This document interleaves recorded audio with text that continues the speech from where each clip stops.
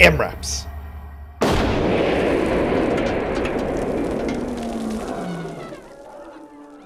The cornerstone of modern anti-guerrilla operations. A quick Google search will inundate you with information about technical details, operational successes and failures, and even the most top 10 badassest MRAPs ever made. For those in the back that are having a cheeky giggle and not paying attention, allow me to elaborate on what an MRAP is. MRAP, or Mine Resistant Ambush Protected Vehicle, are large behemoths that put your rinky-dink Ford F-150s to shame. These vehicles are able to survive explosions from anti-tank mines and improvised explosives, with thanks to blowout channels and V'd hulls, while also fending off against several different calibers of rifle round for all-round protection and operational flexibility. I'm sure many of you can argue in the comments section about which vehicle was the first true MRAP, but I'd like to throw my hat into the ring and present a vehicle I guarantee you've never seen nor heard of. Much like today's sponsor!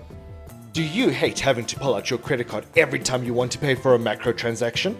Would you like to live simply and have all your decisions made for you? Great! Introducing direct funding complimentary of today's sponsor, Wars of War. Simply link your bank account to our services and we'll take you for all you're worth every month, guaranteed! We also remove several key quality of life features, such as the quit button. And don't you dare think about using Alt F4 or any other OS implemented close feature, as we'll fry your motherboard and steal your identity in the process. Other benefits include mandatory signing up for our organ donation policy, so you can help us in making more money when you eventually shrivel up and die like the scum you are. Wars of War, the only company proudly fucking you over openly. By viewing this advert, you agree to enroll yourself into Wars of War's organ donation policy. By enrolling, you must pay Wars of War for 23 hours in a 24-hour day. Failure to do this will allow Wars of War to send a team to collect Wars of War's property, namely organs you willingly forfeited, including the heart, lungs, kidneys, liver, stomach, intestines, blood, bones, stem cells, and any other bodily parts that Wars of War sees fit, regardless if you are alive or not. You also waive the right to free will, dreams and aspirations, and the right to life. Wars of War thank you for being a good organ storage vet. Okay, look, even though the fake ad read is over, I do feel like I need to alert you about a very neat new web browser extension. Before you click off, no, this is not sponsored. It's called Ad Nauseam, it's going to be linked in the description, and it blocks ads and clicks on them to fuck with the advertiser's metrics. If uBlock Origin is your shield in the war on privacy, then Ad Nauseam is both your shield and your sword. Wars of War encourages you to take the fight back to the advertisers to mess with the one thing that they actually care about, their money. Link in description. The 60s and 70s was characterized by several extremely violent conflicts throughout Africa.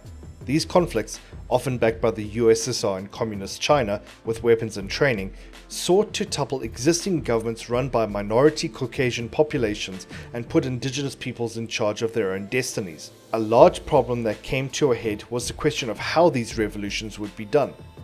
If these guerrilla forces were to go head-to-head in conventional warfare, they'd be crushed under a well-funded, well-equipped and well-trained army. This would never do, and thus OPFOR forces turned to a much more feasible strategy: guerrilla warfare. The story of guerrillas are as old as time immemorial: subterfuge, supply harassment, and hit-and-run tactics. But unlike guerrillas of old, the modern revolutionary had access to much more sneaky and explosive resources. Primarily, IEDs and mines. Now, the use of mines and IEDs in warfare is nothing new. Entire fields can be riddled with defensive anti-tank or anti-personnel mines for area denial, or used in ambushes to eliminate high-value targets and assets. However, at this time, the idea of plant and forget was a newer process, a system where mines were placed under sandy roads, disguised and forgotten, unmarked on any map, and solely reliant on the memory of the planter. These IEDs and mines, while placed primarily to disrupt logistics, cannot discriminate between a truck full of supplies or a bus full of civilians. Most famously, the civil war in Mozambique, which saw horrific fighting and an extensive mine and IED campaign led by both anti-communist Renamo forces and pro-Marxist Frelimo forces, left large swaths of the land littered with mines and UXOs until as late as 2015, when 16 million square kilometers of land in Mozambique was officially declared mine-free. These mines could be planted quickly, even after security forces swept and demined the roads to make them safe for traversal. So the question turned how to protect troops and supplies as efficiently as possible. One didn't have to look far for an answer. Around the same time, in the north, the Bush War was in full swing. The security forces of what would become Zimbabwe designed and manufactured their own ad hoc anti-mine vehicles known as MPVs, or mine-protected vehicles. Armoured cars like the Leopard and Crocodile, while unstable and fucking horrific looking, proved most effective at countering unpleasant surprises left by pro-communist forces. South Africa, too, was in the same predicament, fighting guerrillas in what we now know as the Namibian War of Independence. South Africa worked with their neighbours up north to develop their own homegrown mine-protected vehicles to patrol the extensive and sandy borders of then Southwest Africa. Initial designs like the telefoonhokkie, Afrikaans for telephone booth, proved capable against the new threats of mines, though only 2 models were ever built for the SAP, and both were too small for effective counterinsurgency operations. The lessons learned opened the way forward to the next vehicle, the Hyena, which could take 4 passengers plus the driver, then the Bosvark, Wolf, Zebra, and Rooibok. While these vehicles are super interesting in their own right and absolutely deserve a video on their own, we do need to move on to the star of the show, the Hippo MPV. This horrific thing is about as stable as my analytics, so please like and subscribe, join my Patreon, or I'll send the recce's after your broke ass. I'll fucking do it, and you know I will. Online information about this vehicle is limited, but what we do know is very interesting indeed. The SAP needed a video to carry more troops and their supplies over longer distances as a result of increasing tensions and engagements along the border of then Southwest Africa. The roads along the border were heavily mined by internal insurgents along sandy roads. Systems like daily mine clearing exercises, while good for nearby FOBs and areas of intense logistics, were almost impossible to do on the longer routes. Mines could be placed as soon as the sun set and resulted in hours, days, or weeks of hard work being rendered null and void. Arms Corps accepted the contract for an interim troop carrying vehicle in the early 70s and made use of old Bedford chassis in SAP's arsenal, of which there were many. The vehicle, initially called the Hippo Mark 1R and then later the Hippo Mark 1M, was designed to carry 12 passengers, 10 troops and 2 crew. The seats of the passenger cabs were of a staggered arrangement with narrow windows at the top and firing ports just above them. The idea of staggered seats was copied from Soviet APCs, which allowed soldiers to look out of the thin armoured glass slits and jump to the other side should the vehicle come into contact, sticking their rifles out of the firing ports and engaging. Like its predecessor, the Hyena, the Hippo had a single entrance at the back for embarking and debussing. This single entry exit would cause headaches for the soldiers, especially if they had to disembark quickly. This design also created a fatal funnel during ambushes, and would be fixed with the Hippo's replacement vehicle for the SADF, the Buffel. As a whole, the vehicle was a lumbering oaf when comparing it to later vehicles that replaced it.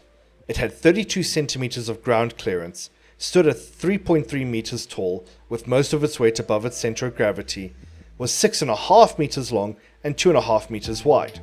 It was powered by the same 2.5 litre straight 6 petrol engine from the repurposed Bedfords that fed a 4-speed transmission into a 4x4 transfer case with both high and low ranges. Its maximum speed was about 80 km an hour, or 87,489.1 yards an hour for you Yanks. The engine was fed by a 240 litre fuel tank for a range of about 600 kilometers depending on your sources. As mentioned prior, the Hippo came about with lessons learned from the Bush War in the north, where the security forces of what would become Zimbabwe developed several vehicles to counter high explosive and kinetic disagreements from the local revolutionists. Considering the Hippo was needed as of a week before yesterday, metaphorically speaking, the SAP looked towards old vehicle stock. What was immediately available was old rear-wheel driven Bedford trucks from the early 60s.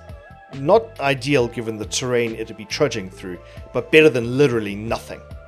Development started turning these old trucks into long-range patrol vehicles to deter foreign soldiers from entering and causing a ruckus with the promise of a better life under communism.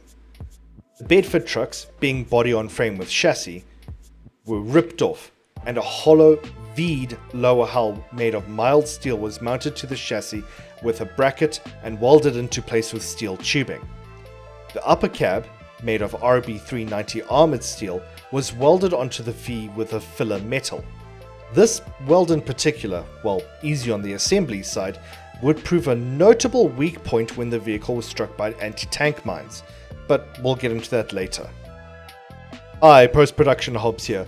A quick Google search tells me that mild steel onto RB390 armoured steel is most certainly not a good idea. I don't know much about metallurgy, so if someone can please explain it in the comments, I would really appreciate it. Thank you. Back to the video. Small and rectangular bullet-resistant windows and firing ports were located on the top of either side of the passenger cab and provided vision and a port for which to engage enemy forces. The seating arrangement was taken out of Soviet APCs commonly fielded by OPFOR forces, an inward staggered seating arrangement. While I haven't found concrete information, I theorize that the purpose of this was so that men could jump onto the opposing bench, stick their rifles out of the firing ports, and engage OPFOR forces seeking to loudly send kinetic complaints and ill wishes towards South African forces. This idea was sound in principle, but was deeply unpopular with the troops. While seated, the windows were too small to realistically see much, and if engaged, soldiers bumped into each other in the cramped space and usually walloped their knees and shins onto the sharp angles of the steel plate, resulting in slower engagement times and difficulty acquiring targets through the thin slits of the firing ports. The roof was made of either canvas or sheet metal, with a hood bow to shield the troops from both the harsh African sun and unwanted projectiles, like grenades or molotovs. The hood bow acted much like a cap, protecting the driver's vision from unwanted glare. The gunner's seat, often known as a co-driver's seat, was set up with two Browning M1990 machine guns linked to a dual trigger. The oval structure in front of the guns, which I initially suspected of acting as a ad hoc sight, is actually a bush guard for when the vehicle needed to window bash through the Kumusha. Necessary equipment like headlights, that were normally mounted either side of the vehicle's bumper for night driving, were protected by metal boxes with bush guards protecting the delicate glass. These were often the first to be ripped off should the vehicle pursue or flee from enemy forces going through the bush. Comfort was minimal in the cramped confines of the Hippo. Troops could expect angled round bar with foamed seats, an H-style seatbelt, and a curved housing for which to mount their rifles. The walls immediately behind the seats had 14mm thick foam, which I'm presuming was for comfort and or sound insulation. An interesting factoid I did find out was the use of avocado/olive paint and fabrics inside most South African vehicles. I'll admit, I'd taken the color at face value, but apparently it's to help keep troops calm. How the hell the SADF discerned that this odd-ass color combination kept troops calm while being shot at is an absolute mystery to me, but it is a nice little idea that needs answering. Maybe I'll make a video on it. The next time you're looking into a vehicle, take note of the paint used inside and ask yourself why. You may come up with interesting questions that the curators would love to answer. Other additions included tumble plates either side of the vehicle's hull and welded into place with more steel tubing. This was to, as you might have already guessed, cause bullets to deform and tumble away from the weak point in the welding and the armoured steel. I'm almost certain that these plates did nothing above 12.7mm. As for the upgraded variant of the Hippo, the Mark 1M, of which I have the original parts catalogue generously provided by the South African Armoured Museum in Bloemfontein, a few key upgrades are of note. Namely, a much more efficient air filter system, added tumble plates to protect the underside of the V, and a few key components like the fuel and water tanks, and an upgraded gunner's seat. Of these, the changes to the gunner's seat are the most interesting. The upgraded gunner's seat is often described online as remotely operated, use of quotes. While this is true in a literal sense, remotely operated is not the same as what we understand it to be, operated by an electronic remote control. Instead, the guns were mounted at a fixed angle, with no way to increase or decrease the elevation from inside the cab. The gunner would use a yoke, with bicycle brakes acting as the trigger systems, and a simple periscope attached to the yoke to identify targets from inside the safety of the vehicle. The yoke could be spun 360 degrees. However, the gunner would be constrained by space inside the vehicle, and not to mention the friendly fire that might happen where the guns turned to the rear. The Hippo was by no means a perfect vehicle. It was far too tall for the sandy and bumpy terrain it was expected to help on, and the thick leaf springs certainly did not help with this, and resulted in many instances of unwanted seconds spewed all over the floor, or if you were particularly unfortunate, all over oneself. Its high center of gravity resulted in many rollovers, the narrow windows did not allow for good visibility, comfort was an afterthought, and the vehicle was far too slow and bulky to realistically act as an effective quick reaction force. Its small fuel tank often led the vehicle to be towing extra fuel or water tanks, rendering their acceleration and mobility further hampered. Its ability to resist mines was also an issue. I'd mentioned earlier that the weld line between the mild steel V and the upper armored steel was an issue. This weld was particularly weak to larger explosive charges. The weld could fail, being ripped apart and thusly allowing the force of the explosion to rip and contort the steel into the troop compartment, goring and maiming those unlucky enough to be seated near the point of failure. In total, the Hippo served for 4 years, between 1974 and 1978. During that time, Arms Corps was busy with the Hippo's replacement vehicles. The SADF and the SAP required two separate styles of mine-protected vehicles. The SADF required something that was easy to manufacture, used a chassis for easy repair, and could be dismounted easily if the vehicle was hit by a mine or came into contact. Whereas the SAP required something safer, used a monocoque body style, carry more troops, and be able to be versatile in the unique battle space of Southwest Africa. The SADF's answer came in the form of the Buffel, made from a Unimog chassis with a single bent section of armored steel for the passenger compartment. The SAP's answer would be a little more complicated.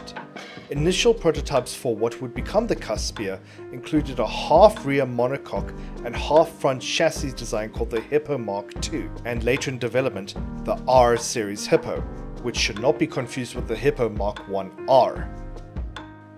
Both the Buffel and Cuspia would become icons of the South African border war, whereas the Hippo regulated itself to the back pages of history as little more than a footnote. Even Wikipedia's own article on the Hippo is tragically short. As such, I wasn't able to find any official losses or after-action reports on the Hippo as a whole, so discerning how effective it was is murky at best. The best that I could find was a few accounts of soldiers reminiscing about their time in the vehicles. In those statements, there were many complaints. It was too tall for the lumpy roads and prone to rolling over, as discussed. It was uncomfortable on long journeys, of which there were many, and it had a tendency of getting itself bogged in the sand or cooked its own engine in the desert heat. Mostly, those who rode her feared catching shrapnel in the arse, or worse, their balls from that notable welding fault. It should be said that there were many more terms of endearment. Memories of little things, jokes between comrades, shared experiences. That one time that Frikkie was shitting in a bush and got stung on his cock by a scorpion that made its home in his underwear. As much as it was hated by the troops who had to drive or be driven day after day, and sporting a face that only the local fox mother, no not that one, could love. It was also, in its own way, charming to those who knew her. But make no mistake, as goofy and as wonky as this vehicle may seem, it was key in the development of the modern MRAP, The lessons that this vehicle taught still exist today in the modern Cuspier, Australian Bushmaster, and the South African Marauder.